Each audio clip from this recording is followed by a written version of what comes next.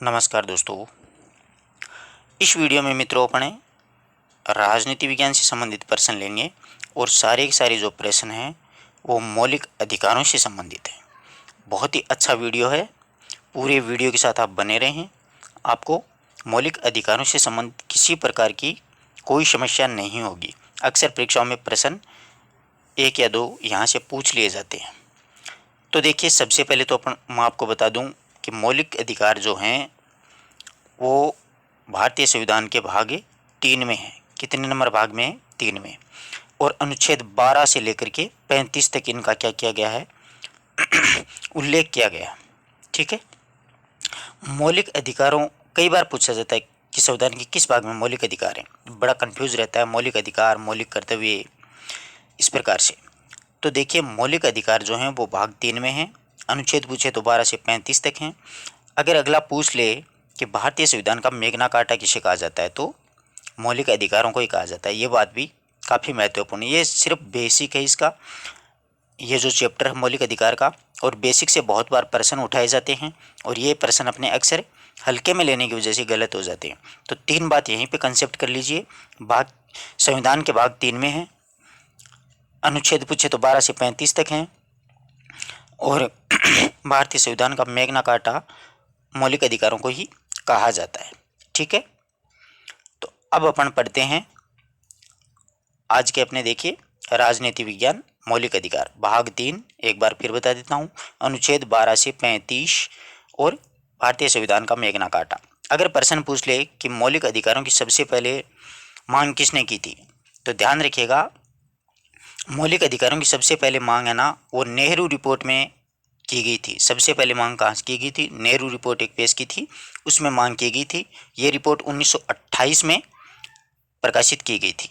और मौलिक अधिकार हैं वो अमेरिका के संविधान से लिए गए हैं। ये बात भी ध्यान में रखना। कहाँ से लिए गए हैं? अमेरिका के संविधान से लिए गए हैं। अब अपन चलते हैं अपने चैप्टर की ओर। बहुत ही अच्छे प्रश्न हैं, प्रत्येक प्रश्न के साथ आप बने रहिए। देखो, पहला प्रश्न है आज का अपना, डॉक्टर भीमराव अंबेडकर ने कौन से अधिकार को संविधान का दिल या आत्मा का, यानी संविधान की आत्मा, किस मौलिक अधिकार को कहा था भीमराव अंबेडकर ने? बहुत अच्छा प्रश्न है। यहीं पर 2 प्रश्न बनेंगे, दोनों की चर्चा करेंगे। तो भीमराव अंबेडकर ने संवैधानिक उपचारों का अधिकार अनुच्छेद 32 जो है उसको भारतीय संविधान की आत्मा कहा। इसे अंबेडकर ने भारतीय संविधान की आत्मा क्यों कहा?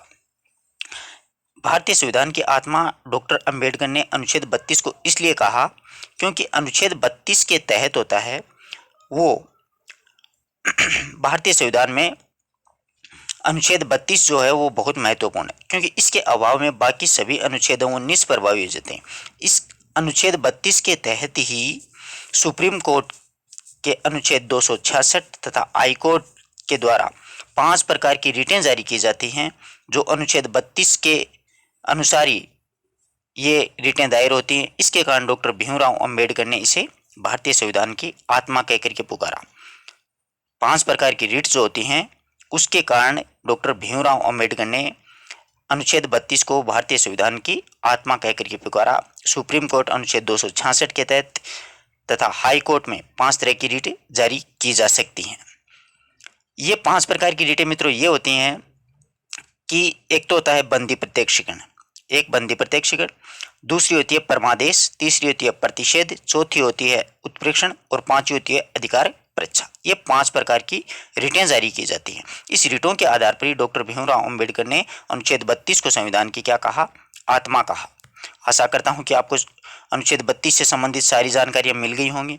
सुप्रीम कोर्ट में अनुच्छेद 266 के तहत हाई कोर्ट में 5 प्रकार की रिटें जारी की जा सकती हैं। इसी के कारण डॉक्टर भीमराव अंबेडकर ने अनुच्छेद 32 को संविधान की आत्मा या दिल कहा। अब कई बार प्रश्न आता है कि जवाहरलाल नेहरू ने संविधान की आत्मा किसे कहा? तो जवाहरलाल नेहरू ने संविधान की आत्मा प्रस्तावना को कहकर के पुकारा। ये बात भी ध्यान में रखिएगा, दोनों ही प्रश्न बहुत ही महत्वपूर्ण है।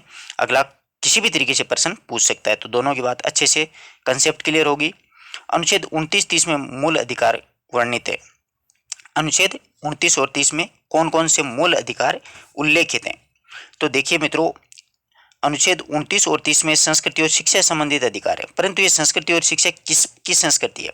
तो मैं आपको बता दूं, अनुच्छेद 29 और 30 में जो संस्कृति और शिक्षा है, इसके तहत अल्पसंख्यक वर्ग जो है उसके हितों के संरक्षण से संबंधित अनुच्छेद 29 है। अल्पसंख्यकों के हितों के संरक्षण के लिए अनुच्छेद 29 यानी अल्पसंख्यकों की जो भाषा है, लिपि है, संस्कृति है, उसकी सुरक्षा का अधिकार अनुच्छेद 29 में है। जबकि अनुच्छेद 30 के अंतर्गत अल्पसंख्यकों को धार्मिक संस्थाओं में अपने प्रशासन नियुक्त करने का अधिकार अनुच्छेद 30 में है। इसलिए 29 और 30 हैं वो अल्पसंख्यकों के संस्कृति और शिक्षा संबंधित अधिकार है। आशा करता हूं अच्छे से समझ में आ गया होगा। नेक्स्ट देखिए, भारत में शिक्षा का अधिकार किस अनुच्छेद के अंतर्गत है? बहुत ही अच्छा प्रश्न है मित्रों। भारत में शिक्षा का अधिकार अनुच्छेद 21A के अंतर्गत है। अब अनुच्छेद 21 के बारे में भी थोड़ा सा बता दूं। अनुच्छेद 21 जो है वो प्राण व दैहिक स्वतंत्रता से संबंधित अधिकार है। प्राण और दैहिक स्वतंत्रता से संबंधित अधिकार कौन सा? अनुच्छेद 21 है। इसके अंतर्गत क्या होता है कि अनुच्छेद 21A जो है उसमें शिक्षा संबंधी अधिकार जो जोड़ा था वो 6 से 14 वर्ष के बच्चे हैं, 6 से 14 वर्ष के जो बच्चे हैं उनको निःशुल्क अनिवार्य शिक्षा का अधिकार अनुच्छेद 21A के तहत दिया गया था। ये जो अधिकार है वो 86वें संवैधानिक संशोधन, एक के साथ 4-5 बातें आएंगी। 86वें संवैधानिक संशोधन 2002 के अंतर्गत अटल बिहारी वाजपेयी जो सरकार थी उसने अनुच्छेद 21A जोड़ा था।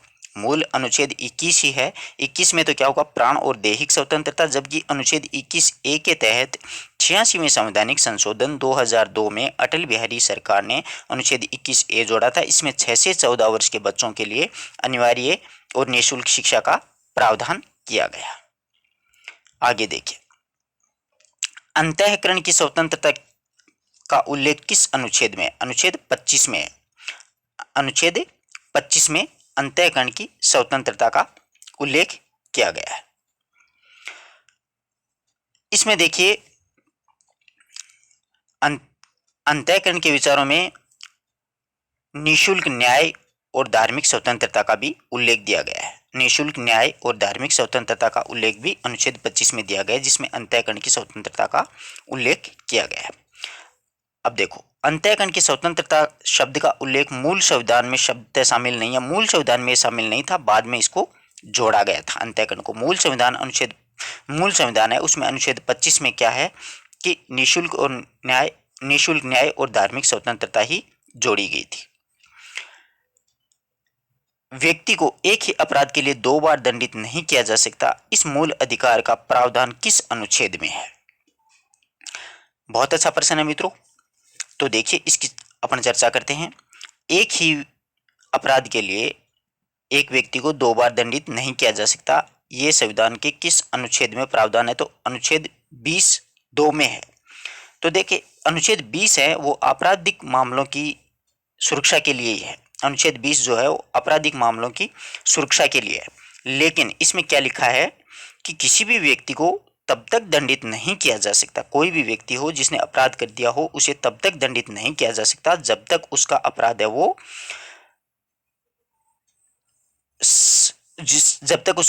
वो प्रमाणित नहीं माना जा सकता है। यानी एक व्यक्ति होता है उसे तब तक दंडित नहीं किया जा सकता जब तक उसे अपराध नहीं किया हो, यानी उसका अपराध है वो सामने नहीं आया हो, जनता को उसको सबूत के तौर पे कुछ नहीं मिला हो कि इसने अपराध किया हो, तब तक उसको दंडित नहीं किया जा सकता है। किसी व्यक्ति को एक ही अपराध के लिए 2 बार दंडित नहीं किया जा सकता। दूसरी बात है, एक ही व्यक्ति को, कोई व्यक्ति है उसे एक अपराध के लिए 2 बार दंडित नहीं किया जा सकता, ये अनुच्छेद 20(2) में जोड़ा गया है। और किसी व्यक्ति को अपने विरुद्ध गवाही देने के लिए भी बाध्य नहीं किया जा सकता। कोई व्यक्ति हो उसको अपने विरुद्ध में गवाही देने के लिए भी बाध्य नहीं किया जा सकता। ये बातें हैं, तीनों की तीनों बातें वो अनुच्छेद 20 में होती है। मूल अनुच्छेद 20 जो है उसमें आपराधिक मामलों की सुरक्षा से संबंधित है, परंतु कोई व्यक्ति है उस व्यक्ति को जब तक दंडित नहीं किया जा सकता है जब तक वह उसका अपराध है वो प्रमाणित नहीं किया गया, उसके अपराध के संबंधित कोई सबूत अपने को नहीं मिले हों। दूसरी बात है, किसी भी व्यक्ति को एक ही अपराध के लिए 2 बार दंडित नहीं किया जा सकता, यह बात अनुच्छेद 20(2) में है। और तीसरी जो बात लिखी है वो है, किसी भी व्यक्ति को अपने विरुद्ध गवाही देने के लिए भी बाध्य नहीं किया जा सकता। ये तीनों बातों का उल्लेख है, परंतु एक व्यक्ति को एक अपराध के लिए 2 बार दंडित नहीं किया जा सकता, यह बात अनुच्छेद 20(2) में है। आगे देखिए, वाक्य एवं अभिव्यक्ति की स्वतंत्रता, विचार व्यक्त करने की स्वतंत्रता का उल्लेख कितने नंबर अनुच्छेद में है? तो देखिए मित्रों, ये जो है वो उल्लेख अनुच्छेद 19(1) में है। अब इसके तहत बताऊं, अनुच्छेद 19 है ना, उसमें अपने को 6 प्रकार की स्वतंत्रताएं दी गई है। कितने प्रकार की? 6 प्रकार की स्वतंत्रता। वैसे तो 7 प्रकार की स्वतंत्रताएं थी। मूल जो अनुच्छेद 19 था उसमें 7 प्रकार की अपने को स्वतंत्रताएं दी गई थी, परंतु वर्तमान में 6 प्रकार की स्वतंत्रता। 6 प्रकार की कौन सी हैं?